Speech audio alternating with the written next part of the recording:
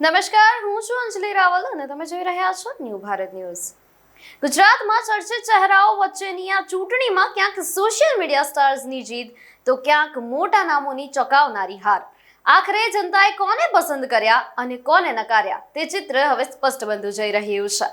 ગુજરાતની સ્થાનિક સ્વરાજ્ય ચૂંટણી 2026માં આ વખતે અનેક જાણીતા ચહેરાઓ મેદાનમાં હતા, જેમાં સોશિયલ મીડિયા સ્ટાર્સથી લઈને પૂર્વ અધિકારીઓ અને રાજકીય પરિવારોના સભ્યો સુધીના ઉમેદવારોનો સમાવેશ થયો હતો। પરિણામોમાં રસપ્રદ રીતે કેટલાક નવા ચહેરાઓએ શાનદાર જીત મેળવી છે, જ્યારે અનેક મોટા નામોને જનતાએ નકારી દીધા છે। વડોદરાની પોર જિલ્લા પંચાયત બેઠક પરથી સોશિયલ મીડિયા સ્ટાર અંકિતા પરમારે ભવ્ય જીત મેળવી છે। ટિકિટને લઈને થયેલા વિવાદ છતાં તેમના ફેન બેઝ અને પ્રચારનો ફાયદો તેમને મળ્યો હોવાનું માનવામાં આવે છે।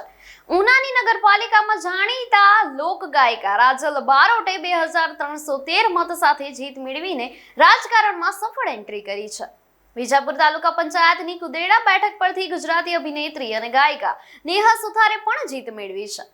સુરતમાં પાટીદાર નેતા અલ્પેશ કથિરિયાની પત્ની કાવ્યા કથિરિયાએ વોર્ડ નંબર 3માં જીત મેળવીને પોતાની રાજકીય પકડ સાબિત કરી છે। મૂળી 2 જિલ્લા પંચાયત બેઠક પરથી ખેડૂત આગેવાન રાજુ કરપડાએ જીત મેળવી છે, જે અગાઉ પક્ષ પલટો કરીને ભાજપમાં જોડાયા હતા।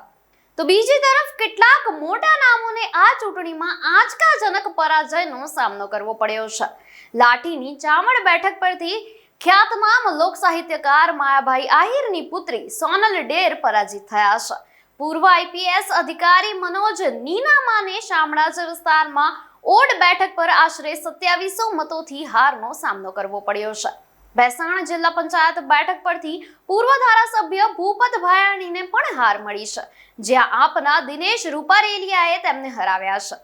રાજકોટમાં કોંગ્રેસના ઉમેદવાર તરીકે મેદાનમાં ઉતરેલા નયનાબા જાડેજા, જે ક્રિકેટર રવિન્દ્ર જાડેજાના બહેન છે, તેમને પરાજય મળ્યો છે। વોર્ડ નંબર 10માંથી કોંગ્રેસના ઉમેદવાર અને ચર્ચિત ચહેરો તેવા આરજે આભાનો પણ પરાજય થયો છે। આ પરિણામો દર્શાવે છે કે મતદારો હવે પરંપરાગત રાજકારણથી આગળ વધી નવા ચહેરાઓને તક આપી રહ્યા છે, જ્યારે જાણીતા નામો માટે પણ જીત હવે સરળ રહી નથી।